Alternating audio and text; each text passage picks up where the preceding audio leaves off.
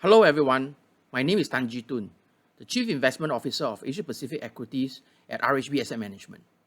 Welcome to another episode of our podcast. In today's episode, we will be talking about the recovery in China post the ending of the COVID-19 lockdown. China was the first country to go into a lockdown due to COVID-19. The epicenter of COVID-19 virus, Wuhan, started the lockdown on 23rd January 2020. And after the 76 days, on 8 April, the Wuhan lockdown officially ended. In general, China progressively lifted the restriction policies from middle of March 2020 onwards. For us as investors, the experience that China is going through right now will be very instrumental in helping us understand how the rest of the world will emerge from their respective lockdowns as well. Let's first look at China's Purchasing Manager Index, or PMI. PMI measures the prevailing direction of economic trends in manufacturing. A PMI reading above 50 represents an expansion when compared with the previous month.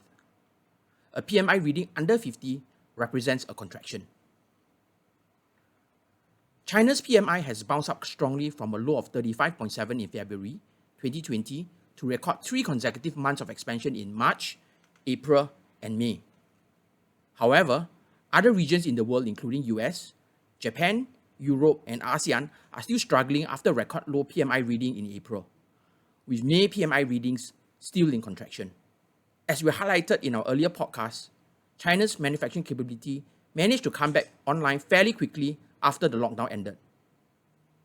This can be shown in the volumes of container ships entering and leaving China. After a very poor February data, the volumes bounced back very quickly in March and April. May trade volumes have already surpassed the pre-COVID-19 volumes seen in January 2020. Turning our focus to the current consumption data from China, you will notice that the rebound is happening, but it is slower. Let's look at the recent sales data of big-ticket items like property and cars. Post the ending of the lockdown, the residential sector in China is also showing a quick turnaround. Anecdotally, we are already hearing that the crowds are back in the showrooms of new property launches in China. The reported monthly residential sales numbers are also telling us the same story. From a year-on-year decline of 12% in March, by April, the decline was already only minus 2.6%. We are expecting May to show a positive year-on-year growth in residential property sales when the numbers are reported later. The car sales in China are also showing signs of significant improvements. From a year-on-year decline of 80% in February, the car sales in China are already seeing positive year-on-year growth by May 2020.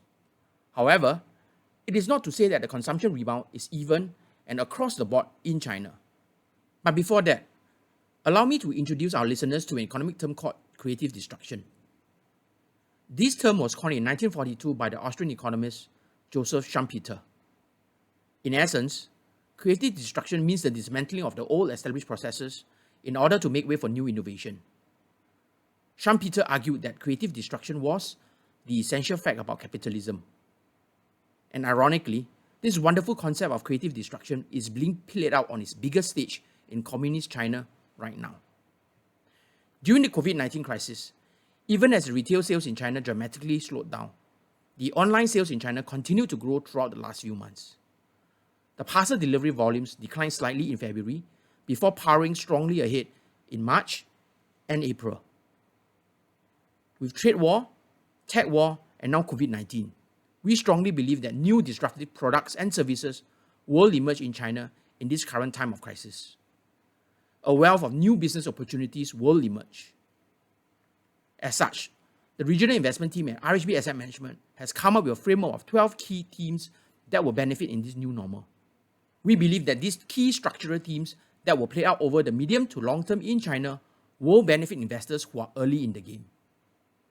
These key themes include infrastructure, 5G, technology hardware, healthcare, and online mode of living.